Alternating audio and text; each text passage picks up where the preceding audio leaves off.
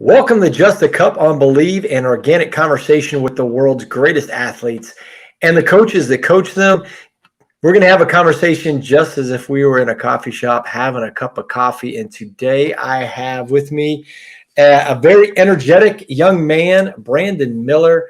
He is a Texas A&M grad, NCAA champ in the 800 meters, and just was in the World Championships in 2022 representing the United States. One of the fastest guys around, Brandon Miller from the Brooks Beasts. Welcome to the show, Brandon.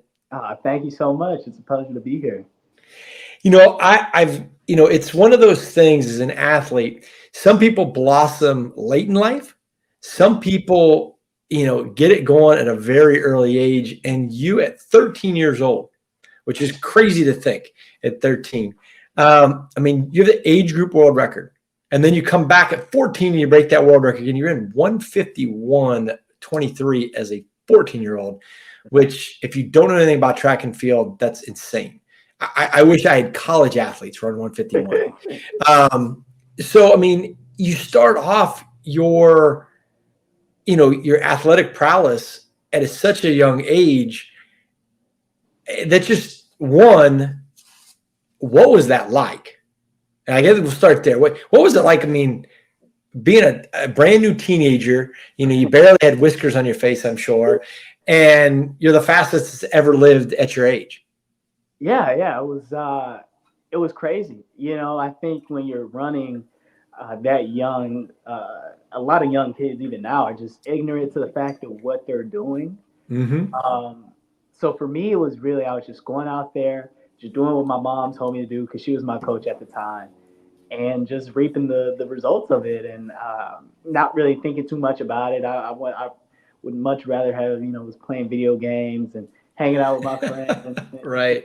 Yeah. So to be able, looking back on it, it was an amazing accomplishment, and I'm really blessed to have been able to go through it. So what was that like having your mom coach you?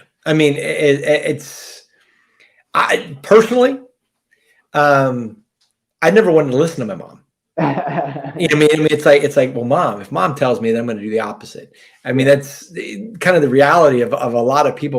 What was it like having your mother be your coach? For me, it was great. It was great, man. I think my mom did a really good job of separating coach from mom. When we was at practice, it wasn't really any favoritism showed towards me or anything like that. We was there to get the work done, to do what needed to be done. And when we got home, she turned into mom mode. You get your homework done. Why is your room clean? Right. All that type of stuff. So it was a really healthy balance for me. And I think the great thing about my mom being a coach, or my coach when I was little, she let me be a kid. It was never really a rush to go really, really fast or do things that would have not allowed me to live out my full childhood. There was no training over prom or training over homecoming or anything like that. She and my dad did a really good job of letting me be a kid. So when I got to the collegiate level, when I got to the professional level, it was a smooth transition. I wasn't missing anything from my childhood. Did you feel, having that much success at that younger age, was there ever a time that, I don't say it caught up to you, but you felt that pressure of, man, these expectations are so great on me? Right. Yeah, for sure. As a young kid, when you're hit with the reality of what you're doing, I think that kind of just comes naturally. Like, okay, can I keep this up? Can I keep this up? Can I keep this up? And that's where my support system came in. It was right. Brandon, we gonna love you regardless. You know what I'm saying? Whether you run 15 seconds faster than you already did, or you don't run a second faster, we gonna love you regardless. And for me, that allowed me to grow and mature, really into the man that I am today. That's awesome. So yes, sir. Well, I think once you get to a certain point in a sport like track and field, it's all about numbers. Right. There's only so much faster you can go. Right. In those lifetime bests, you're not taking 5 seconds off, per year. it's milliseconds and just fractions of seconds. How is that from a mental standpoint? Once you get up to, I mean, your PB right now, 1:44.97, right? Right. Yes, sir. I mean, that's flying. Yes, sir. So when you get to that, I mean, you're not going to take 5 seconds off. You're going to run 1:39, and then the next year, run 1:34. I mean, it's just fractions of seconds. What is that like from a transition standpoint mentally, that the successes are in incremental amounts, Right. as opposed to these big ones? Yeah, I think it's definitely it was definitely a process for me. I was the when you're running slower, you PB by more.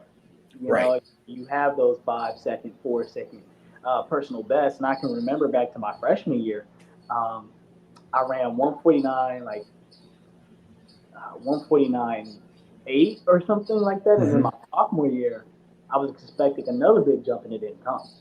It was 1:49.55 my sophomore year.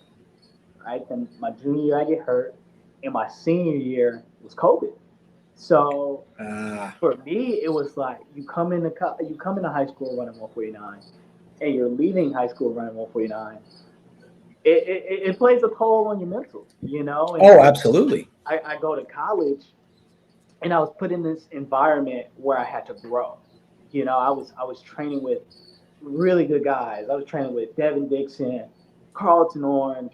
I was training with Alan Clay and Caden Norris, and it was really my first time having some really like legitimate guys that were better than me. Right. And it just allowed me to, uh, get there. There were workouts where I would be getting dropped, but it really to me from going from 1:49 coming in to that later that year running 1:44 at NCAA Nationals. So I think it was really a transition for me, but I really just had to put myself in a situation where I could get the best out of myself. Well, I mean, Texas A&M, it has such a tradition. Yes, sir. With Coach Henry, how that whole program has been built on. I mean, the facilities are incredible. Yes, I mean, the level of expectations is so high. Yes, what is that like as an athlete coming into a program that has a stigma of complete success around them? I mean, what's that like as an athlete coming in where those expectations are, national level? I mean, it's not like, hey, let's go finish like in 5th place. Let's win a championship. Yes, sir. Yes, sir. It was great for me. Okay. It was great for me, especially the way my parents raised me. They raised me to operate in excellence. And when I was choosing which university I wanted to attend, it came down to a couple of universities, and I knew that A&M. It was just this legacy of great 800 runners, and I remember Coach Henry telling me, "We think you could be the next one." And I was like, "You're sitting there as like a kid, you're like, sign? Where do I sign?" Right. So again, when I got to A&M, them holding me to that standard, even before I ran the times, was what I needed in order to run that time. Right. It's sometimes people push you or see something in you that you don't necessarily see in yourself at that point. True. Yes, sir. True. I mean, what was your favorite moment from the A&M? Let's take the national championship aside, because I think that would be a pretty standard explanation. But is there a moment that stands out to you? When I think about my favorite race from my collegiate career, it would have to be my freshman year outdoor SECs. It was my second SEC championship at the time, but it was my first time running like 1:45, and it was just the atmosphere because it was at home. It was at Texas A&M, and just the lead up, the build up to the race. I was so nervous. Yeah. And just to get out there when the gun went off, it just felt like a dream. It was one of the races where I came off the home stretch not feeling tired at all, and I was just running. And it was just, when I think back on it, God blessed me to just be able to run in that race, and it was just an amazing experience. and it was my favorite race from my collegiate career. But I would say that I could see that. yes, sir. But really, just like spending time with my teammates. I made brothers for the rest of my lives. Your training partners, you're going through it with them all the hot summer days in Texas and College Station, and you're just out there grinding, and it really brings you close to Sure. your teammates. And I made a lot of brothers and sisters from those experiences. What was your favorite workout that you did? I mean, what's like? Hey, this was the workout we did in college that I loved, Right. or maybe hated, but it got you to the point where you needed to be. There was I remember there was it was right before my freshman year at SECs. We did a 700-meter time trial, Okay. and I think I hit, I want to say 131, 132, and I Wow. was like, yeah, we're ready to go. We're ready to Yeah. go. We're ready to do something special. There was workouts where we would have like 600, rest 30 seconds, 200. I did that Mhm. one before SEC's my sophomore year indoor, uh, where I set the American collegiate record. It just sometimes like those workouts that just show you that you're ready to go are the ones that really resonate with you. Now, are you a type of 800-meter runner that you know likes to lead from the front, or are you a sit and kind of kick kind of guy? Right. I think I'm more comfortable up front. And I think it stems back to when I was a kid. You're chasing records, you're chasing times, Mhm. and a lot of those uh, to be able to get that, you have to run up front. You got to push the pace. It's kind of Sure. you lock. So that's where I kind of got comfortable at. My freshman year, I barely front ran. It was kind of weird. It was kind of a new experience for me, but I think it was good just for the development of my career. You want to be able to run in different ways. And then my sophomore year, I front ran more often. You're coming back your sophomore year after running 140 for your freshman year. You kind of have like a respect on the Sure. NCAA level, and I front ran when I made the team. So it was. It's just something I've been more comfortable with, but I've also been trying to get more comfortable in the pack, navigating the pack, Right. and things like that. Do you feel? I mean, it's hard sometimes for individuals. I mean, you kind of touched on it earlier, but when you come in and you're one of the best that Yes, there sir. is, and then you come into college Yes, and sir. you're another dude. Like you're Yes, not the superstar anymore. I mean, you got to kind of build yourself back up and kind of get in that position. What is that like mentally for somebody that comes in with, hey, you have Coach Henry telling you could be one of the next greats. I mean, I would have got goosebumps myself, and yes, sir.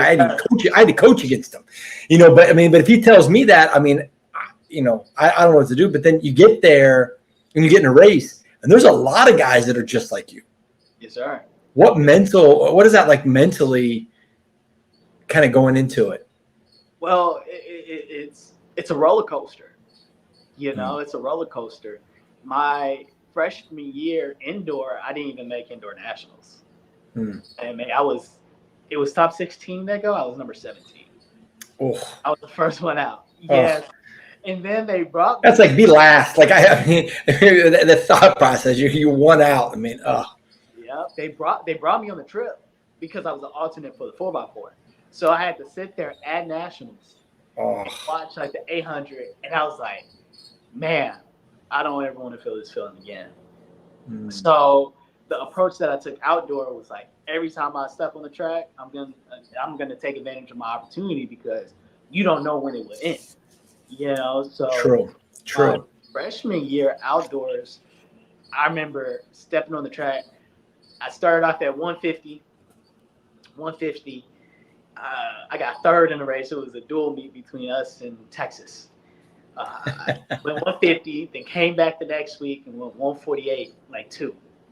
Then came back the next week and went 147.33. Then took a week off. Then SECs come. The prelims I run 146.0. The finals I run 145.9. West regionals I went 145.5. And then nationals I went 144.9. So it was just just that flow state of just Yeah. it off. And I just think within that experience, and when somebody comes into the NCAA and as like one of the great high school runners, you just got to remember who you are. You got to remember who God made you to be, and confidence has to be the last thing that goes when you're a runner. When you're an athlete in general, your confidence is so important. The confidence in what God gave you is so important. When you lose confidence in your abilities, you're not going to perform the way that you believe that you should perform. When you go out there, very true. You could be as fit as you want, but if you don't believe that you can go out here and belong on the stage, so you're not going to run how you ought to run. You are listening to Just a Cup on Believe. If you've enjoyed the episode so far, please subscribe, like, comment, leave a comment, tell us what you think, and share it with as many people as you can. It's how we continue to reach more and more listeners. I mean, we're over 40-some countries right now, and it's getting better every time. I have with me Brandon Miller, who runs for the Brooks Beasts, an 800-meter runner. And now I want to talk to you. We talked about college. We talked about high school. We talked about growing up as a youth. And then you get into college. You have great success. And then you switch over into the pro ranks. Yes, sir. And you're running for the Brooks Beast, which has done some incredible things as a team. Very unique situation. Right. We had Henry Wynn on before, and he kind of described it as kind of like a college team, that kind of a little bit of atmosphere. What is it like being a professional track and field athlete?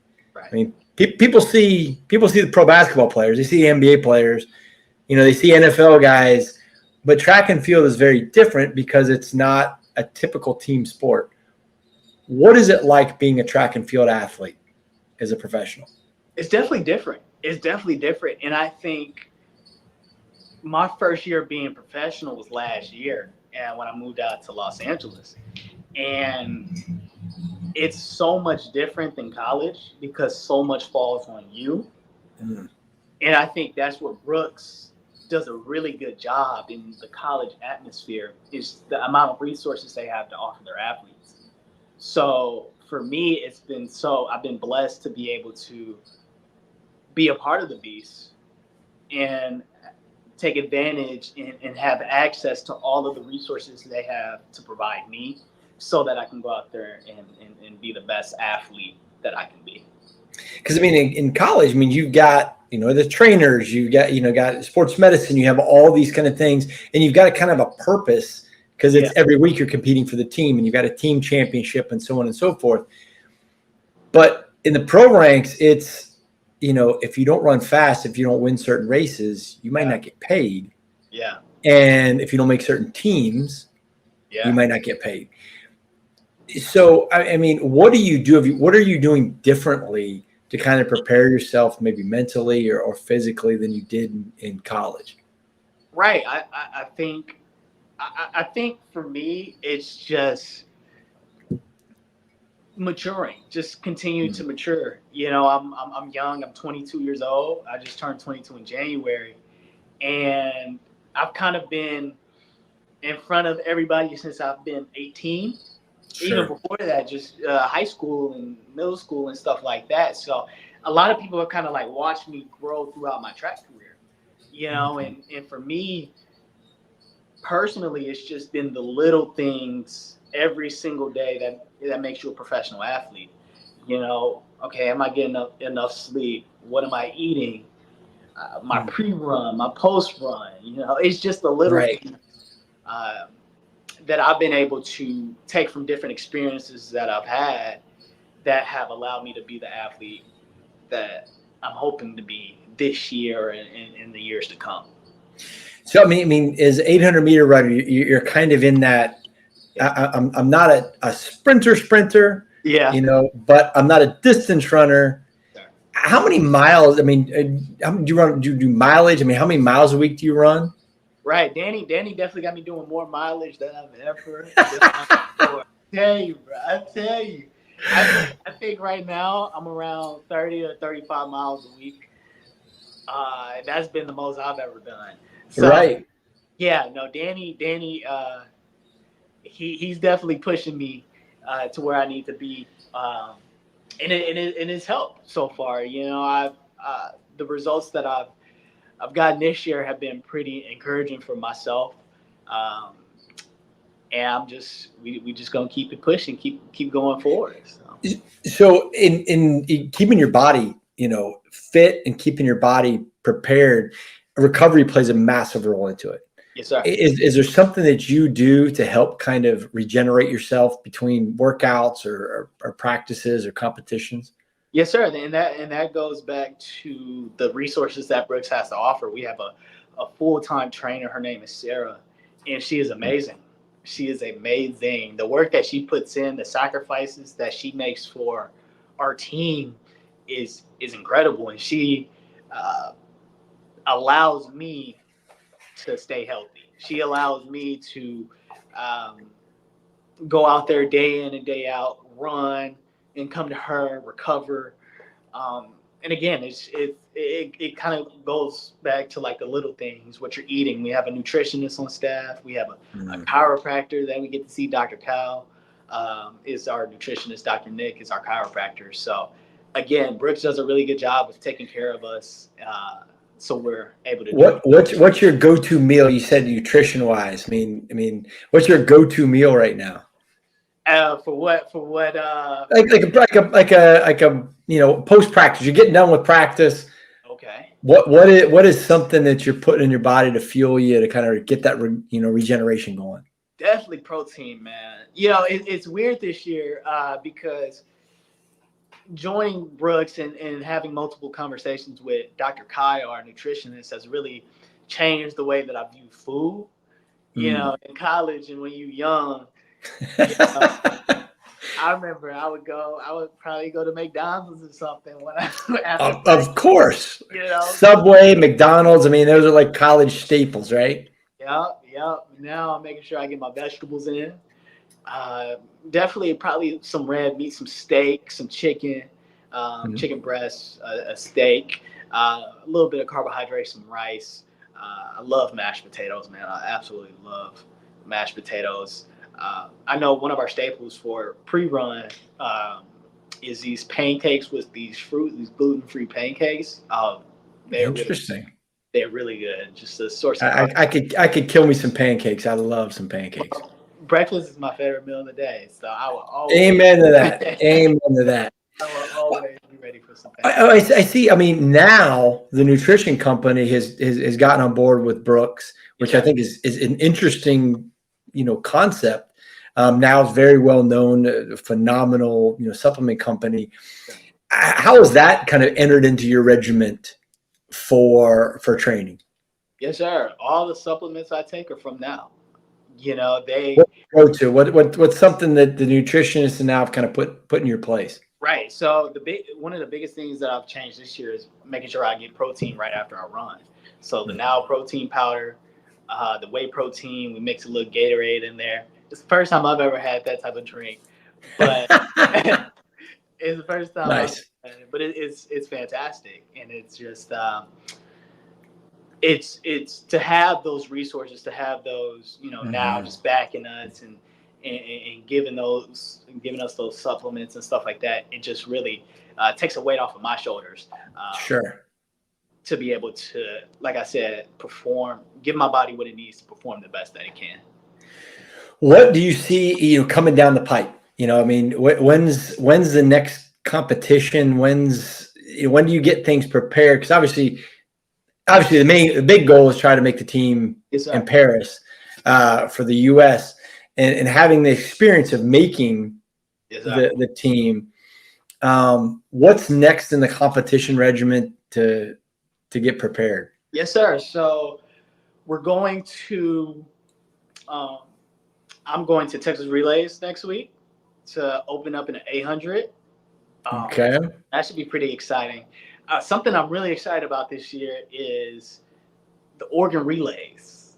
Okay. We're the end of next month. We're putting a clip this. We're putting a DMR together, and we're gonna try to go for the world record. So I think that's something that can be on the calendars for us, and I believe we have the guys to do it. And I know there's supposed to be some other good teams in there as well that can break the world record as well. So it's Man, going to be exciting. I happened to be in New York City when Henry and the team from Brooks broke the 4x mile world record, Oh, and okay. that was fun. That was definitely exciting to see. And I think that anytime relays, everybody in track and field loves relays. Yes, sir. I mean, come on. Yes, I mean, sir. it's just what it is. It doesn't matter if the level of competition. Relays are fun. Your experience getting an opportunity. I mean, you go to the World Championships in 2022. Obviously, the result wasn't exactly what you would have, wrote and said, "Hey, this is my goal. I did it." Yes, sir. But what do you take out of going and being a part and wearing the red, white, and blue, and being on the world stage? I mean, it's one thing the college stage, but being on the world stage, what did you pull out of that that's going to help you down the road? I think for me, it was a great experience. Everything that we go through has a purpose. God orchestrates our steps. Jesus is so good in carrying out his plan in our life. And I think that experience helped me grow so much as a runner. Just knowing that when I get to that level, I have to continue to trust in the abilities that got me to that level. Right. I kind of was out there. It was at the end of a long season, but I ran really timid. And one of the differences is on the college level, when you go through at 55 through the first 400, you probably come back in 54, 55. On that level, when you go through at 55, you're ready to come back in 51. Right. Just taking those experiences to just become tactically better throughout races, and just knowing that I made the team, so I belong at the stage that I'm on. Nobody makes the U.S. team by accident. No, not at all. Yeah, nobody makes the U.S. team by accident, and it's one of, if not the hardest team to make in the world. So for me, it was a great learning experience, and it just helped me become more mature in my throughout last year, and then really I'm starting to see it, just the maturity this year as well. So I get you out on this one. I try to ask this to everybody. What advice would you give to the younger you? God, that's a great question. I would tell the younger me, I would look him in the face up like, bro, look, everybody is always gonna have something to say. Instead of focusing on what other people say about you, focus on what God says about you. And that's the only opinion that matters at the end of the day. You know what I'm saying? You have your family, you have God, and that's really all you need. That's some good advice. Yes, sir. Yes, sir. That's some really good advice. Yes, sir. Especially like for the athletes that are excelling at such a high level at such a young age, there's a lot. Everybody has something to say. Right. As a young athlete, you can feed into that a lot more than you ought to. And true. I would just say, just focus, instead of focusing on what people got to say, just focus on what God tells you who you are, and just hold on to that. Well, we got Brandon Miller from the Brooks Beast, 800-meter runner, member of the U.S. national team at the 2022 World Championships. He was my guest today on Just a Cup. And if you like the podcast, we'd hope that you'd subscribe. You can get an Apple, Spotify, or at Believe.com. Please like and subscribe and make a comment. Tell us how much you like it when you're on that old Apple podcast. Brandon, thank you so much for joining and getting a chance to talk and kind of share a little bit more about yourself and your journey. I really appreciate being here, man. It was a pleasure. Absolutely. And you can check out Brandon and his dreams, fulfilling his dreams, making the 2024 Paris team for the U.S. Those Olympic trials are coming up, and definitely watch those and check things out and see him, as he's going to be opening up the outdoor season at the Texas Relays very soon. Yes, sir. Brian Fetzer, Brandon Miller, Just a Cup. Be blessed, my friends. Thank you.